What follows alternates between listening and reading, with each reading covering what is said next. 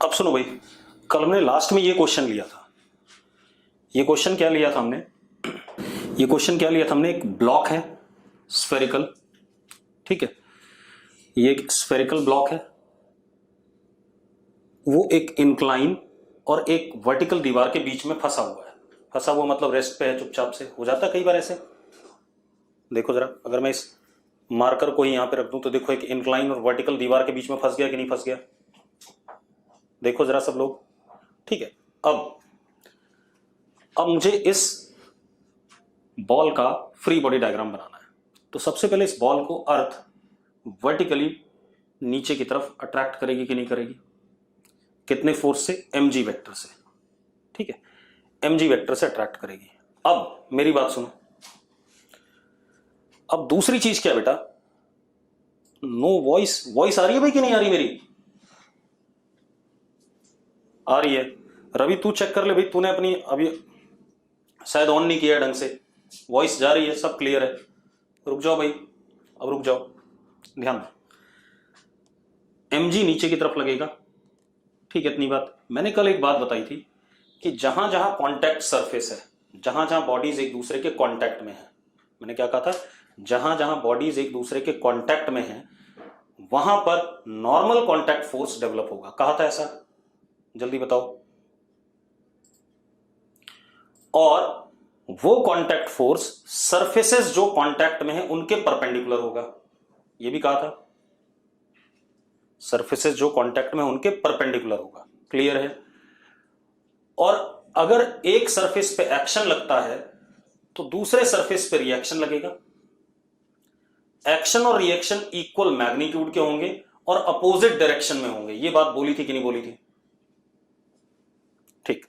अब मेरी बात सुनो, अब आप ऐसे देखो, ध्यान सुनो।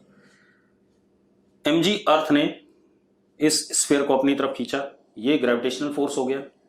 अब ये सरफेस इंक्लाइन के ऊपर टिका है कि नहीं टिका है? इंक्लाइन के ऊपर टिका है तो यहां पर और यहां पर कांटेक्ट है। कांटेक्ट है कि नहीं है स्फीयर और इंक्लाइन का? अगर कांटेक्ट है तो स्फीयर इंक्लाइन को परपेंडिकुलरली दबाएगा कि नहीं दबाएगा?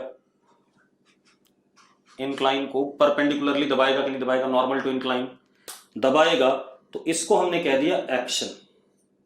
लेकिन ये N1 किसके ऊपर है? इंक्लाइन के ऊपर। किसने लगाया? स्फीयर ने लगाया। उतना ही स्फीयर के ऊपर अपोजिट डायरेक्शन में क्या लगेगा? रिएक्शन लगेगा। उतना ही स्फीयर के ऊपर क्या लगेगा? रिएक्शन लगेगा, बिल्कुल एग्जैक्टली अपोजिट डायरेक्शन में। यस और नो? अब मजेदार बात देखो, ये जो इंक्लाइन था ये स्फीयर के टेंजेंट था कि नहीं? ये जो इंक्लाइन है स्फीयर के टेंजेंट है या नहीं है? स्फीयर के टेंजेंट है इंक्लाइन। ध्यान सुनना, ठीक है। अगर स्फीयर के टेंजेंट है, ठीक है, तो ये जो N1 है ये टेंजेंट के परपेंडिकुलर है। कैसा हो गया? टेंजेंट के परपेंडिकुलर। टेंजेंट के परपेंडिकुलर मतलब रेडियस वाली लाइन के अलोंग, मतलब सेंटर से पास करेगा N1। कहां से पास करेगा? सेंटर से। यस और नो? अब क्या कहानी हमारे पास? अब मेरी बात सुनो। तो ये तो क्लियर हो गया कि ये स्फीयर इंक्लाइन को दबाएगा कितने से? N1 action. तो उसके अपोजिट स्फीयर पे क्या लगेगा? रिएक्शन। और ये जो रिएक्शन फोर्स है ये रेडियस के अलोंग लगेगा। क्यों? क्योंकि इंक्लाइन टेंजेंट है स्फीयर के और कांटेक्ट फोर्स हमेशा सरफेस के क्या लगता है? परपेंडिकुलर। तो इंक्लाइन के परपेंडिकुलर होने चाहिए दोनों फोर्सेस। इंक्लाइन के परपेंडिकुलर मतलब रेडियस के अलोंग। तो ये हो गया रिएक्शन। अब मेरी बात सुनो, ध्यान सुनना। N1 कुछ टेढ़ा सा लग रहा है। लग रहा है कि नहीं लग रहा है? इधर की तरफ टेढ़ा सा। N1 हल्का सा झुका हुआ है कि नहीं झुका हुआ है? टेढ़ा है या नहीं पहले बताओ। N1 अगर टेढ़ा है तो इस N1 के दो कंपोनेंट हैं फोर्स के, एक इधर टुवर्ड्स द वॉल और एक ऊपर की तरफ। यस और नो? है या नहीं? अब मजेदार बात देखो, N1 का जो दीवार की तरफ कंपोनेंट है, ठीक है, इतनी बात, ये क्या चाहता है? इस स्फीयर को इधर की तरफ धक्का देना चाहता है। स्फीयर पे जो N1 लग रहा है, यहां देखो, ये स्फीयर पे जो N1 लग रहा है उसका एक कंपोनेंट इधर की तरफ है, यानी कि स्फीयर को इधर ले जाना चाहता है। चाहता है कि नहीं चाहता पहले बताओ। अगर इधर ले जाना चाहता है तो आगे दीवार पड़ गई, उस दीवार को दबाएगा कि नहीं दबाएगा? उस दीवार को दबाएगा या नहीं? जल्दी बताओ। दबाएगा। दीवार को दबाया उसने कितने से? N2 से। कितने से दबाया? N2 से। स्फीयर ने दीवार को N2 से दबाया, और क्योंकि दीवार भी स्फीयर के टेंजेंट है तो दीवार के परपेंडिकुलर आएगा, कांटेक्ट फोर्स ऐसी। तो ये एक्शन हो गया दीवार पे, तो इसका रिएक्शन स्फीयर पे क्या लगेगा? ये लगेगा कि नहीं लगेगा? Opposite to it. यस और नो? और ये N2 भी क्या होगा? रेडियस के अलाउंग, क्योंकि दीवार भी टेंजेंट थी। मानते हो या नहीं? अब मजेदार बात देखो, कहानी क्या हमारे पास? कहानी ये है कि ये स्फीयर रेस्ट पे है। अगर ये स्फीयर रेस्ट पे है तो इन तीनों फोर्सेस का vector sum N1 plus N2 plus mg vector का वेक्टर सम क्या आना चाहिए? 0 आना चाहिए। आना चाहिए कि नहीं? बस इतनी सी बात थी। अब आगे बात करते हैं, अगला फ्री बॉडी डायग्राम देखते हैं बेटा। अगला फ्री बॉडी डायग्राम देखो, अभी बहुत सारे आएंगे बेटा, परेशान ना हो। ये हमारे पास ग्राउंड है,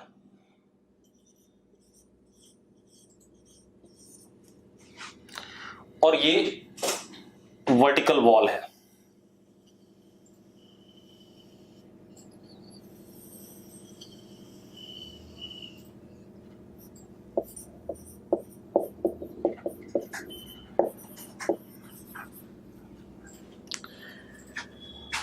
ऐसे करके एक लैडर, हम करते हैं ना, सीढ़ी लगा देते हैं दीवार पे, ये ऐसे करके एक लैडर है, टिका हुआ है। होता है ऐसे कि नहीं होता है? मतलब सीढ़ी टिका दी हमने या रॉड टिका दी, यस और नो? अब मुझे फ्री बॉडी डायग्राम बनाना है इस सिस्टम का, ठीक है? ध्यान सुनना, मुझे क्या बनाना है? Free body diagram. लैडर का मास m है, गिवन है मुझे। अब एक चीज देखो, सिस्टम में क्या हमारे पास? सिस्टम में ग्राउंड, वॉल एंड लैडर, तीन चीजें। तो मैं पहले इनको हल्का हल्का सेपरेट कर लूं, कर देते हैं भाई।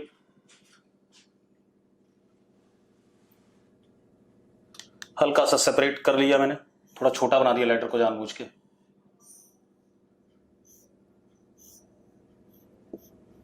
ऐसा। अब सबसे पहले लैडर पे एक ग्राउंड फोर्स लगाएगा, ग्रेविटेशनल फोर्स, वर्टिकली डाउनवर्ड। कहां पर लगाएगा? लैडर के सेंटर पे, mg ऐसे लगेगा। एक्चुअल में ध्यान से सुनना, एक चीज और बताने जा रहा हूं, यहां लिख रहा हूं, इफ बॉडी इज एक्सटेंडेड, मतलब साइज है कुछ बॉडी का, ठीक है? इफ बॉडी इज एक्सटेंडेड, बता रहा हूं बेटा, पहले सुन ले विशाखा, वही चीज लिख रहा हूं। If body is extended, sphere के सेंटर पे लगाया था, mg की नहीं लगाया था विशाखा? विशाखा जो mg लगा था स्फीयर के सेंटर से लगाया था या साइड से लगाया था कहीं? हाँ, तो बता रहा हूं, if body is extended, sphere है, रॉड है, स्क्वायर है, क्यूब है, if body is extended then we can assume extended and uniform. Body is extended and uniform, then we can assume gravitational force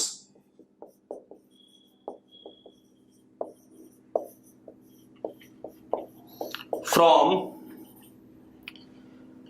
center of body. हालांकि ये बात 100% सही नहीं है, ठीक है इतनी बात, लेकिन इस चैप्टर में हम मान के चलेंगे। हाँ, यूनिफॉर्म मास डिस्ट्रीब्यूशन, अंकित राज सही कह रहा है, यूनिफॉर्म मास डिस्ट्रीब्यूशन मतलब डेंसिटी इस रॉड की हर जगह क्या सेम है। ध्रुव बताऊंगा, ये इस चैप्टर का सवाल नहीं है, मैंने कहा यहां पर अज्यूम कर लेते हैं, सेंटर ऑफ मास वाले चैप्टर में जब जाएंगे तो हम बात करेंगे उसके बारे में। क्लियर है? अब क्या कहानी मेरे पास? अब एक कह रहा ग्राउंड और अर्थ दीवार क्यों नहीं सेपरेट करे? कर ले भाई, खुश हो जा, ले, हो गया, खुश हो गया जिसने करना था। अब मजेदार बात देखो, ये हमारे पास आ गया, तो mg हमेशा हम बॉडी के सेंटर से मानेंगे अगर बॉडी की डेंसिटी यूनिफॉर्म है और वो बॉडी बड़ी है तो mg हमेशा उसके सेंटर से लगता हुआ मानेंगे। क्लियर है? मानेंगे? हाँ विशाखा, अभी मैंने ध्रुव गोयल को यह बात बोली कि we would discuss this part कि ऐसा क्यों कर रहे हैं in centre of mass chapter. कौन से चैप्टर में? सेंटर ऑफ मास वाले चैप्टर में। ठीक है, अब mg ऐसे लग रहा है। ठीक है, अब एक बात बताओ यार, मेरी बात सुनो, यहां ध्यान दो, मैं कुछ लेके आता हूं।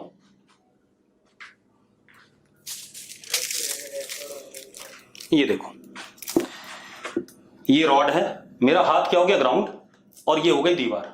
हो गई कि नहीं हो गई? मेरा हाथ क्या हो गया? ग्राउंड हो गया। चलो मैं हाथ भी हटा देता हूं, मैं ग्राउंड ले ही आता हूं। ये है, ठीक है, तो ये बॉक्स क्या हो गया? ग्राउंड हो गया, और ये दीवार हो गई, बोर्ड मेरा, और ये जो मैंने रॉड सा बनाया है ये मेरा लैडर हो गया। ठीक है, अब मेरी बात ध्यान सुनो।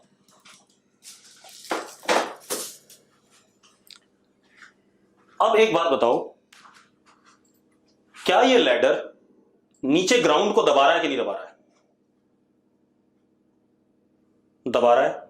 ठीक है, अब एक इशू है, ग्राउंड और लैडर के इस पॉइंट के बीच में एक कांटेक्ट फोर्स डेवलप होगा या नहीं होगा? पहले बता दो मुझे। जहां पर लैडर ग्राउंड को टच कर रहा है वहां पर एक कांटेक्ट फोर्स होगा, और कांटेक्ट फोर्स हमेशा परपेंडिकुलर टू सरफेस होता है भाई। ठीक है, अब एक बात बताओ, इस पॉइंट का तो कोई नॉर्मल, पॉइंट का तो कोई परपेंडिकुलर होता ही नहीं, पॉइंट के तो हजारों परपेंडिकुलर होते हैं, लेकिन ग्राउंड का परपेंडिकुलर हमें पता है, तो ग्राउंड को कैसे दबाएगा? ऐसे, एक्शन N1, तो उतना ही इस पे अपोजिट डायरेक्शन में क्या लग जाएगा? Reaction.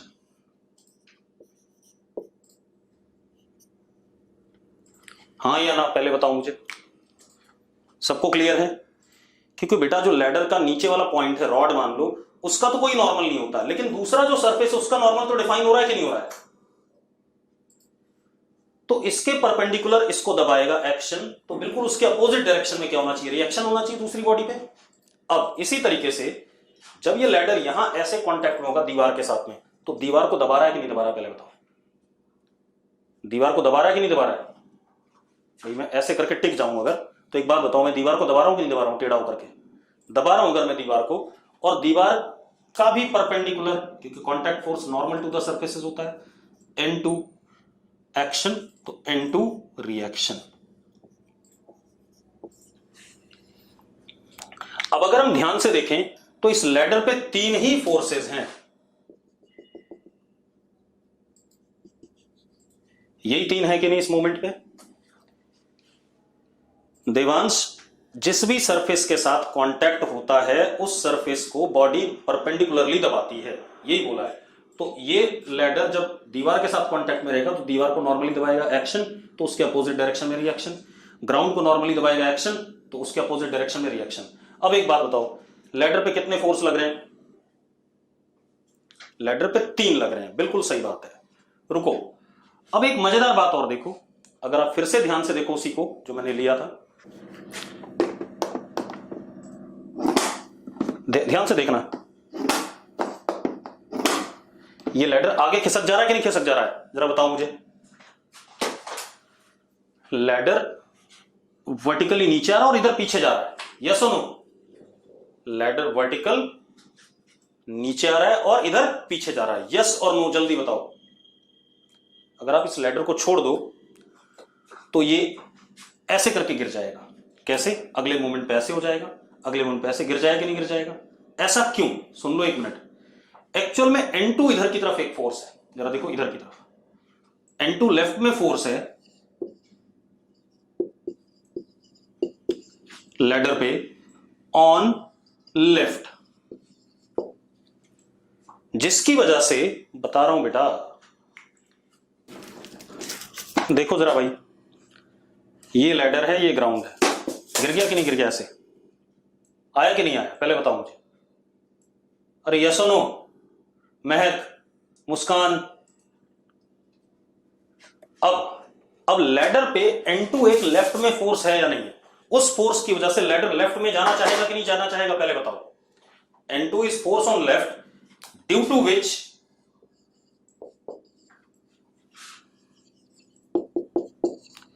ladder tends to move left,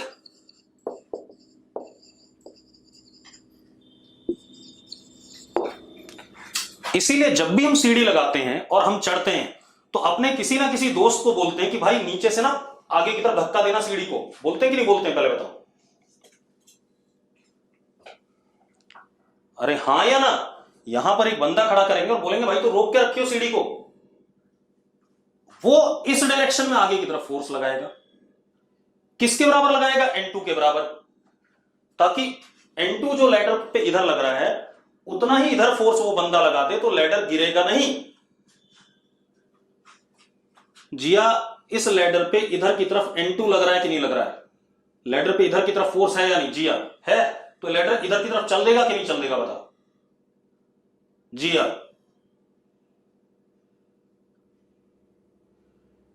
ladder पीछे चलेगा कि नहीं चलेगा? फोर्स की वजह से चलेगा। इसका मतलब यह भी इक्विलिब्रियम में नहीं है। तो अगर मुझे इसको रोकना है तो मैं N2 जितना ही फोर्स लैडर पे यहां पर आगे लगाऊंगा कि नहीं लगाऊंगा? दूसरी चीज, अगर हमने यहां कोई फोर्स नहीं लगाया तो ये नीचे आएगा और ये इधर जाएगा, और ये नीचे वर्टिकल आने का मतलब भी एक चीज है कि mg N1 से बड़ा है। अगर ये नीचे आ रहा है, देखो अगर मैं आपको मोशन दिखाऊं लैडर का, तो मोशन को मिला के ऐसा हो रहा है कुछ, देखो एक मिनट। ये लैडर है,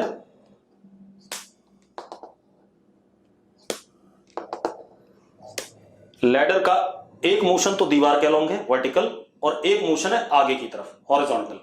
तो इसका मतलब साफ है कि वर्टिकल मोशन नीचे की तरफ है तो नीचे वाला फोर्स ऊपर वाले फोर्स से बड़ा है, और इधर की तरफ है तो इसका मतलब इधर की तरफ कौन ले जा रहा है? N2 ले जा रहा है। ठीक है, इतनी बात। तो मुझे अभी मोशन नहीं पढ़ना था, मुझे सिर्फ इस सिचुएशन में इसका फ्री बॉडी डायग्राम बनाना था, मैंने बना दिया। क्लियर है सबको? क्लियर है भाई? चलो अब एक और काम करते हैं। निगम कह रहा है mg बड़ा कैसे है? भाई अगर वो नीचे जा रहा है लैडर, ऑब्वियस बात, अगर वर्टिकली डाउनवर्ड जा रहा है तो वर्टिकल डायरेक्शन में दो फोर्स है, नीचे mg है और ऊपर N1 है। अगर नीचे जा रहा है तो mg वाला N1 से बड़ा है या नहीं? मिथिल, mg और N2 में कोई रिलेशन नहीं है, क्योंकि वर्टिकल डायरेक्शन का मोशन mg और N1 गवर्न कर रहे हैं और हॉरिजॉन्टल डायरेक्शन का मोशन N2 गवर्न कर रहा है। भाई एक्स डायरेक्शन में जो मोशन है वो mg और N1, एक्स डायरेक्शन में N2 की वजह से, और वाई डायरेक्शन में किसकी वजह से?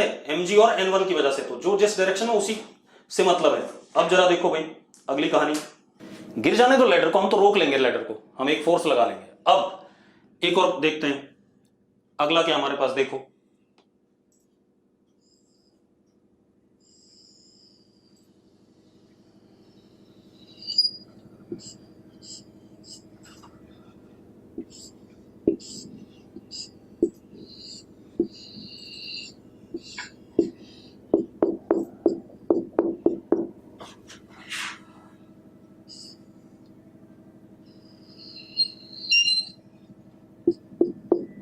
ये दो टेबल हैं, इनके बीच में ये स्फीयर रेस्ट पे है। ये दो टेबल हैं, उनके बीच में स्फीयर अटक गया, बीच में बॉल से अटक गई। ठीक है, इतनी बात। अब सुनो, स्फीयर रेस्ट पे है, स्फीयर का मास m है। अब सबसे पहले तो मैं थोड़ा सा सेपरेट कर दूं, इस टेबल को थोड़ा सा पीछे बना देता हूं, सेपरेटेड। इस टेबल को भी थोड़ा सा पीछे बना देता हूं।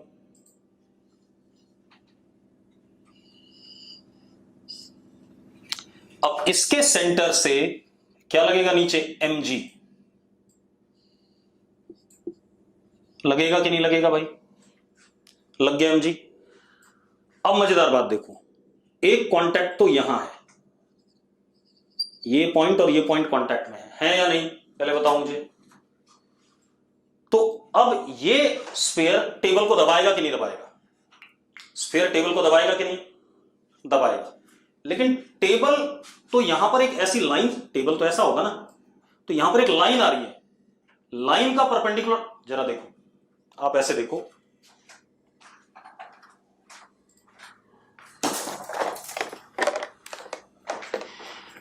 यहां पर एक बॉल थी ऐसे, तो ये टेबल की तो क्या आ रही है, लाइन आ रही है। लाइन का कोई परपेंडिकुलर होता नहीं, उसके तो हजारों नॉर्मल हो सकते हैं। लेकिन प्रॉब्लम गोज विथ स्फीयर, दो सरफेसेस हैं। जब दो सरफेसेस हो और आपको नॉर्मल नहीं मिल रहा हो तो किसी एक से जरूर मिलेगा। अब जरा देखो, इससे नॉर्मल नहीं मिल रहा है लेकिन इससे जरूर मिलेगा। स्फीयर का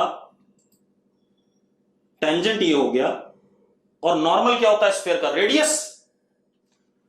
तो इस टेंजेंट के परपेंडिकुलर डायरेक्शन में इसको दबाएगा N1 एक्शन, तो उतना ही इस पे क्या लगेगा, N1 रिएक्शन। और क्योंकि नॉर्मल है इस वजह से कहां से होगा, फ्रॉम द सेंटर। यस और नो पहले बता दो। अब एक बच्चा बोल रहा लाइन का नॉर्मल, शाबाश। कौन है ये भाई, ये लाइन है ऐसे, ठीक है। इसका नॉर्मल ये भी है, देखिए देख, ये लाइन है ना। इसका नॉर्मल तो ये भी है, मैंने बाहर की तरफ निकाला हुआ है। ये भी है, ये भी है, ये भी है, ये भी है। कितने नॉर्मल बन गए भाई, कितने नॉर्मल बन गए, जरा बताना मुझे लाइन के। ठीक है, इतनी बात। तो अगर दो सरफेसेस हैं और एक से नॉर्मल नहीं पता चल रहा है तो हम क्या करेंगे, दूसरे सरफेस से नॉर्मल खोजेंगे। तो स्फीयर का ये टेंजेंट हो गया, टेंजेंट के परपेंडिकुलर क्या होता है, नॉर्मल होता है। अब सेम वे यहां पर आ जाओ, इस पॉइंट और इस पॉइंट को देखो। इस पॉइंट पे हमने टेंजेंट बनाया, इसके परपेंडिकुलर इसको दबाएगा N2 एक्शन, तो उतना ही N2 इस पे क्या लग जाएगा बेटा, रिएक्शन।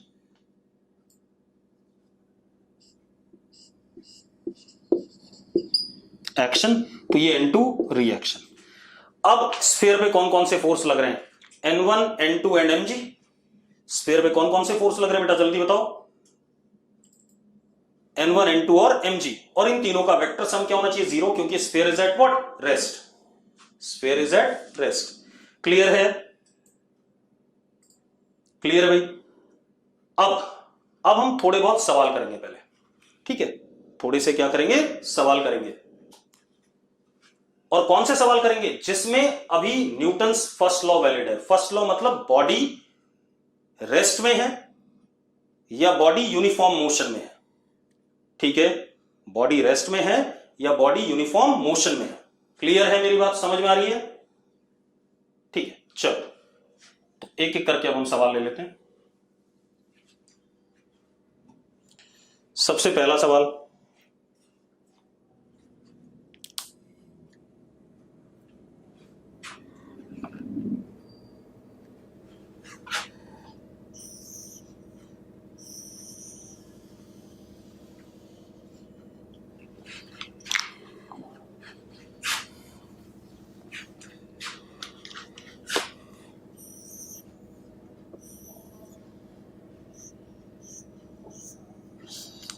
ये स्फीयर है, रेडियस 5 मीटर। स्फीयर का रेडियस 5 मीटर, ठीक है। इतनी बात। मास 10 kg,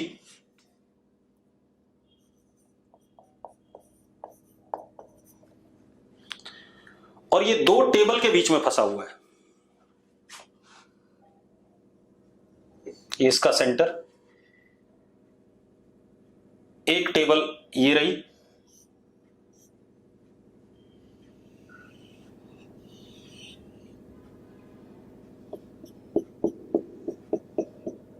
टेबल ए, और एक टेबल,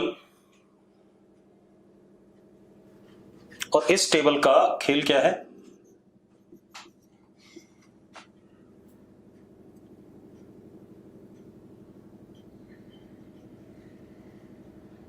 ये इतना 1 मीटर बेटा,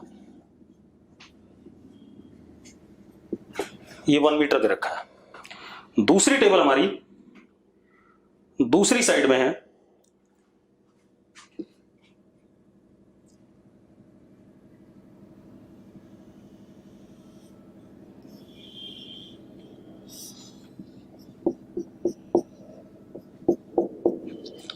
table B,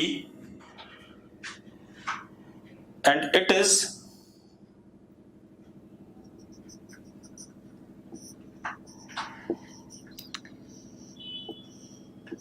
3 meters from the center। ये टेबल बी है, ठीक है भाई। अब सवाल क्या पूछा जा रहा है आपसे, ध्यान सुनना।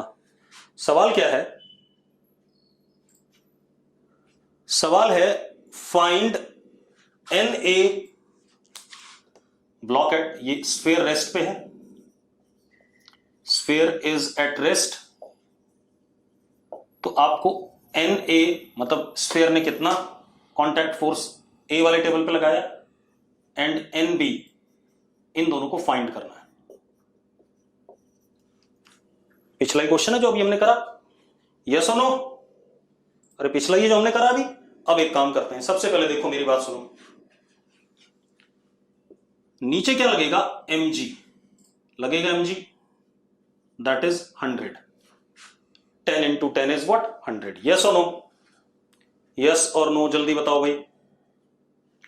ठीक है, दूसरी चीज,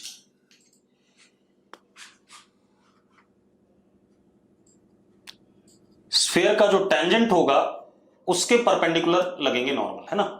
तो टेबल पे लगा ऐसे करके एन ए, मैं सेपरेट नहीं कर रहा हूं वरना डायग्राम बार बार बनाना पड़ेगा। ये एन ए किस पे लगा? टेबल पे, एक्शन। तो इधर की तरफ उतना ही क्या लग गया बेटा? रिएक्शन लग गया कि नहीं लग गया स्फीयर पे? यस और नो? कीर्ति करी 100 कैसे आया बेटा? एम जी की वैल्यू जरा बताना। एम 10 है और जी की वैल्यू 10 होती है, तो एम जी कितना हो गया? 100 हो गया भाई। ऐसा मत करो, इतना अत्याचार सही नहीं है। अब सेम वे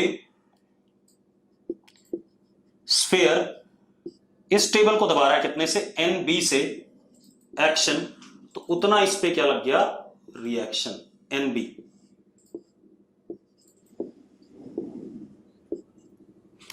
हाँ या ना? यस और नो? अब होना क्या चाहिए? एन ए एन बी और एम जी का वेक्टर सम क्या होना चाहिए? 0। फाइंड क्या करना है? अब याद आई एक को कि गौरांगी लिखा है बोर्ड पे, मैंने 4 बार बोला, find contact force between sphere and table, both the contact forces N A and N B. अब ये वेक्टर प्लस ये वेक्टर प्लस ये वेक्टर, तीनों का सम क्या है? 0 है या नहीं? क्योंकि टेबल किस पे है? इक्विलिब्रियम पे है, टेबल रेस्ट पे, इस वजह से इन तीनों का सम क्या हो गया? 0। अब रुको एक मिनट, अब मेरी बात सुनो, ये तीनों वेक्टर क्वांटिटीज है बेटा, एन ए भी वेक्टर है, एन बी भी वेक्टर है और एम जी भी वेक्टर है। अब या तो मैं इसको कंपोनेंट अप्रोच से कर दूं, ठीक है इतनी बात, या मैं इसको प्रॉपरली यहीं पे वेक्टर से सॉल्व कर दूं, तो मैं कंपोनेंट अप्रोच लगाता हूं। मेरी बात ध्यान सुनना, करते हैं। आप एक बात बताओ, यहां से लेके यहां तक ये डिस्टेंस कितना है? 4 है। ये 4 है या नहीं पहले बता दो? अरे 4 है या नहीं? और ये रेडियस कितना है? 5 है। तो ये एंगल जो होगा cos थीटा विल बी 4/5। 4/5 मतलब कितना? 37। तो ये 37 डिग्री है, यानी कि जो एन ए है वर्टिकल के साथ कितना एंगल बना रहा है? 37 डिग्री। यस और नो? यस और नो जल्दी बता दो मुझे। ठीक है, अब इसके बाद इधर आ जाओ,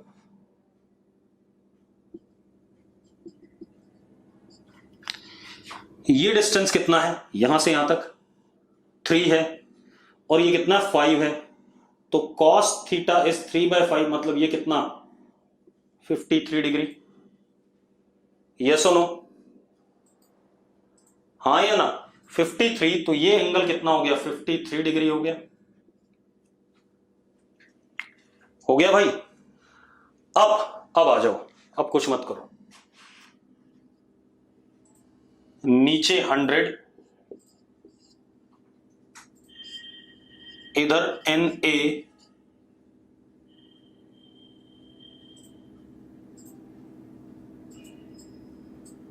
$37, इधर एन बी,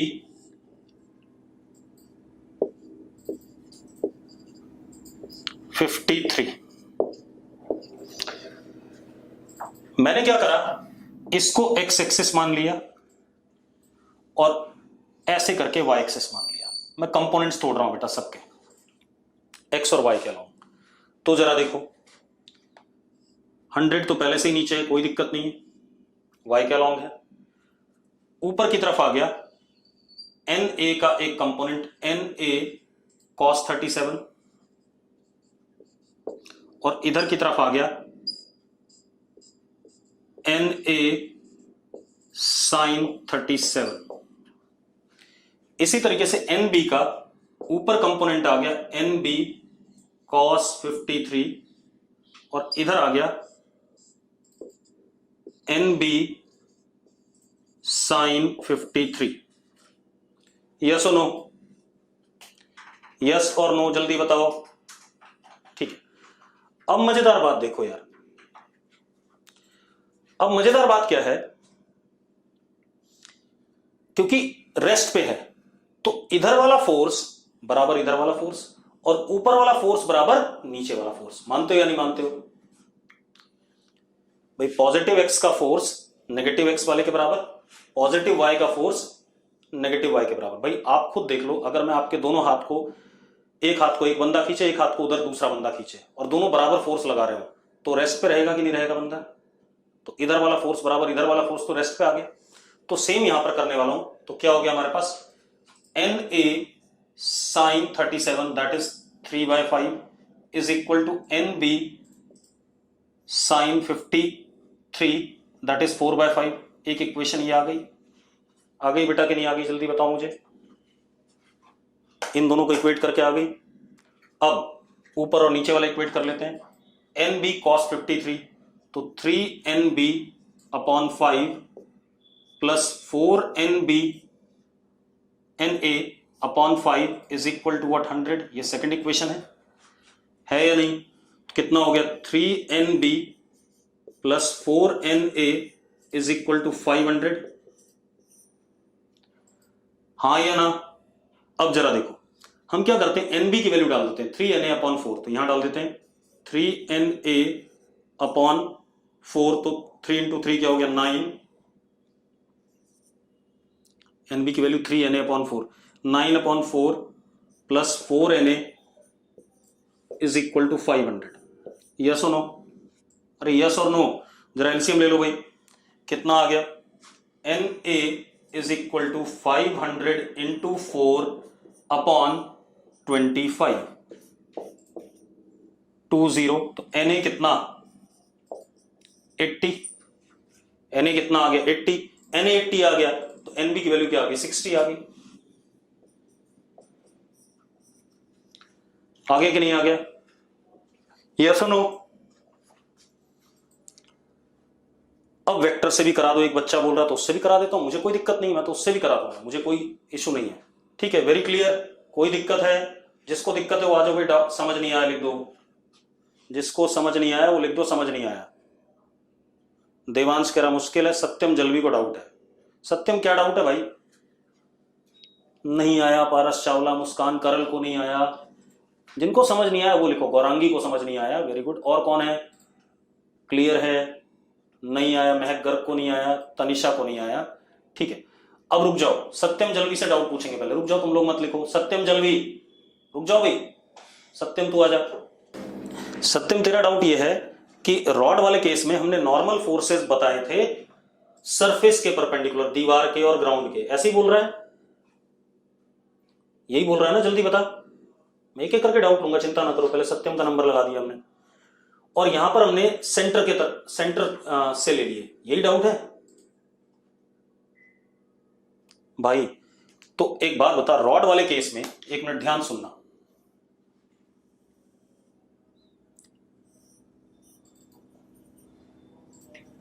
जहां पर कांटेक्ट है, सत्यम जरा देखना, यहां पे है ना कांटेक्ट, एक ये रॉड है, ये पॉइंट है या नहीं पहले बता। नीचे जब मेरे हाथ पे टच करेगा ये, ऐसे मान लो मेरा हाथ ग्राउंड है, तो ये रॉड का पॉइंट है या नहीं सत्यम? पॉइंट के कितने नॉर्मल होते हैं बताना जरा मुझे फटाफट। पॉइंट के कितने नॉर्मल होते हैं? रजत अभी कुछ मत बोलो, रुक जा। पॉइंट के कितने नॉर्मल होते हैं? इन्फिनिटी।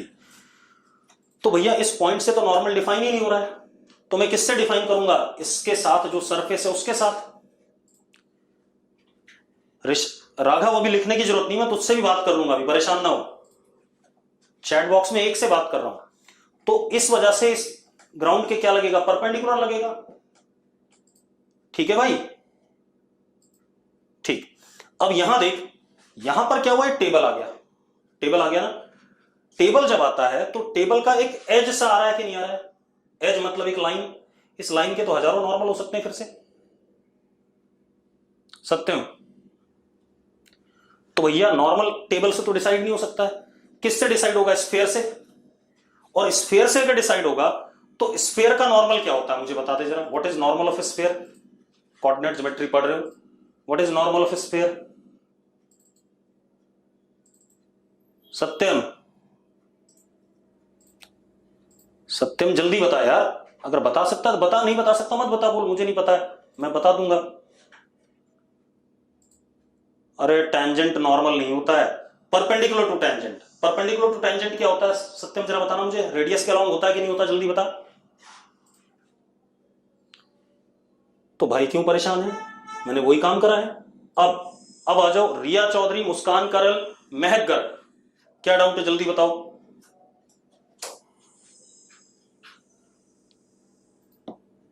किस पॉइंट पे mg लगाना है, मैंने मिथिल पहले ही लिखा दिया है कि mg हमेशा सेंटर ऑफ बॉडी से लगेगा।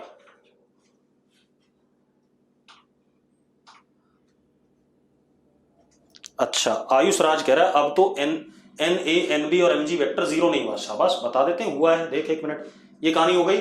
चलो अब देखो भाई, अब मैं वेक्टर अप्रोच से बता रहा हूं, ध्यान से देखना भाई। This is mg vector, this is N A vector and this is N B vector, यही है या नहीं, हाँ या ना। अब वेक्टर अप्रोच से बता रहा हूं, ध्यान सुनो, ठीक। अब एक बात बताओ, इन दोनों का सम, चलो सबसे पहले तो इन तीनों का सम जीरो होना चाहिए, N A vector plus N B vector अगर रेस्ट पे है तो इन तीनों का वेक्टर सम क्या आना चाहिए, जीरो आना चाहिए, यही बात है या नहीं, जल्दी बोलो। इसका मतलब एन ए और एन बी का सम mg के बराबर आना चाहिए और mg के अपोजिट आना चाहिए, N A plus N B vector इधर आने चाहिए,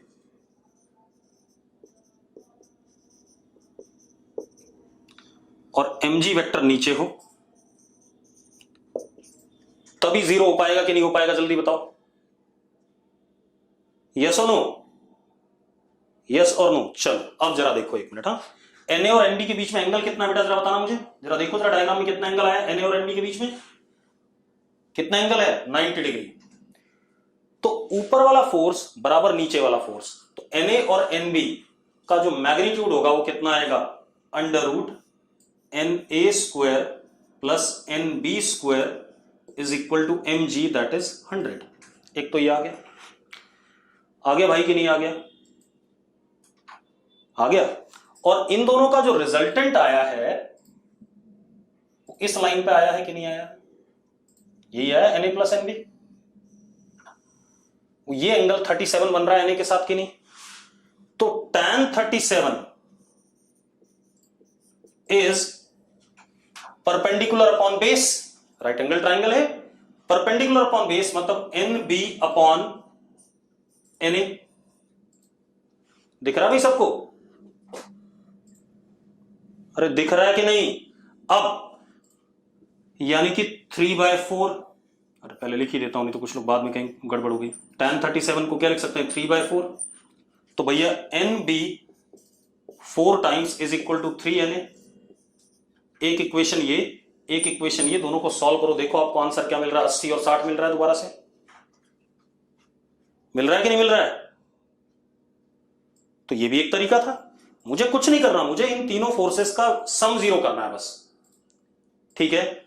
अब राघव चावला का मतलब यह है mg के कंपोनेंट तोड़ सकते हैं कि नहीं तोड़ सकते हैं, बिल्कुल तोड़ सकते हो भाई साहब, mg के कंपोनेंट तोड़ लो, एक mg का कंपोनेंट na के अपोजिट और एक nb के अपोजिट, आ जाएगा आंसर उससे भी, यस और नो। राघव, राघव, अब गौरांगी वेक्टर से इजी नहीं है, ये ध्यान रखना, मैं करा रहा हूं तो इजी है। आप पहली बात तो एक चीज का ध्यान रखो, जिन लोगों के नंबर कम आते हैं या जिनको नंबर कम आते हैं, पहले उसकी बात करें, नंबर कम आने वाले वो लोग हैं जो काम मेरे काम कराने से पहले पूरा नहीं रखते हैं। सच है, जैसे मैंने रिलेटिव मोशन के क्वेश्चन दिए कि आपको करने हैं, मैं इतनी डेट को डिस्कस कराऊंगा।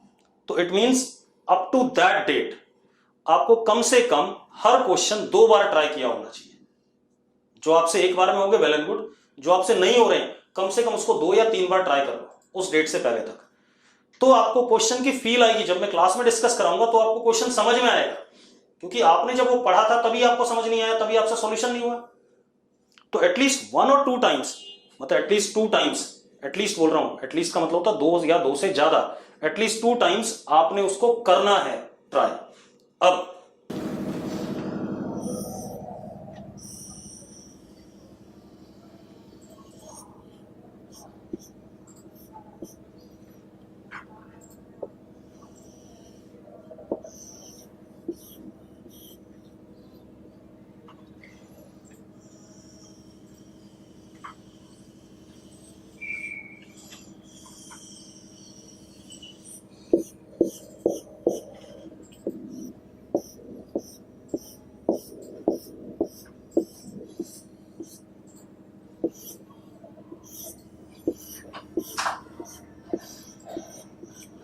देखो भाई, हमारे पास एक बॉल है, बॉल का मास 50 केजी, इंक्लाइन और वर्टिकल दीवार के बीच में फंसा हुआ है, इंक्लाइन और वर्टिकल दीवार के बीच में फंसा हुआ है, मतलब रेस्ट पे है। ठीक है, इंक्लाइन को हमने सरफेस ए मान लिया, वर्टिकल दीवार को सरफेस बी मान लिया। ठीक है भाई, इंक्लाइन को सरफेस ए मान लिया और वर्टिकल दीवार को हमने सरफेस बी मान लिया। क्लियर है? अरे क्लियर है? आपको contact forces, normal contact force on A and normal contact force on B बताना है। क्लियर है? तो अब हम फ्री बॉडी डायग्राम बना लें। अगेन सबसे पहले इस पे लगेगा mg, दैट इज 500। लगेगा कि नहीं लगेगा? अगर इसमें कोई डाउट नहीं है तो यस लिख दो भाई। लगेगा है ना, mg डाउनवर्ड लगेगा। ठीक है, अब ये इंक्लाइन को दबाएगा कितने से? na से, नॉर्मल टू इंक्लाइन एक्शन।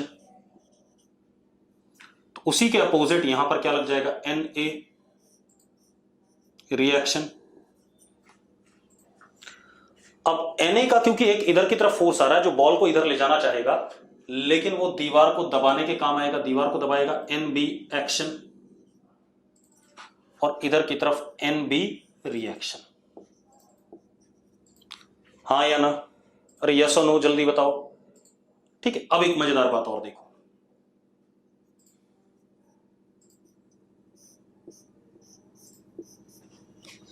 ध्यान से देखो, ये एंगल 30 है तो ये 60 है, यस और नो? ये 30 है तो ये 60 है या नहीं? ये भी 60 हो गया, तो ये कितना हो गया? 30।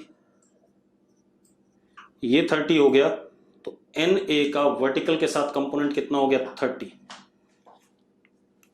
यहां तक कोई डाउट है तो बता दो भाई मुझे। किसी को डाउट नहीं है? अगर डाउट है तो डाउट लिख दो भाई फटाफट। हर्षित को नहीं है, महक को नहीं है, नहीं है, नहीं है, नहीं है। ठीक है, चलो अब इन तीनों का वेक्टर सम 0। अब बेटा वेक्टर सम इन तीनों का 0 करना है तो एक तो कंपोनेंट अप्रोच गौरांगी देखना, और एक है सीधे डायरेक्ट वेक्टर अप्रोच। तो पहले कंपोनेंट अप्रोच, मैंने इसको x मान लिया इधर और ऊपर y मान लिया। अब जरा देखो, 500 तो पहले से y के डायरेक्शन में है,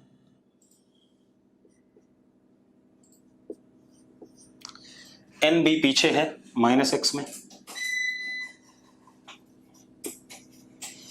और na के दो कंपोनेंट, एक na cos 30 और एक na sin 30।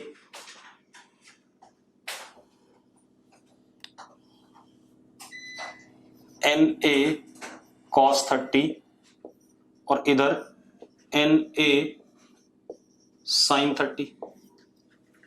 यस और नो? कपिल जी म्यूट हो गया क्या? देखना जरा कैसे म्यूट हो गया, आवाज नहीं आ रही है।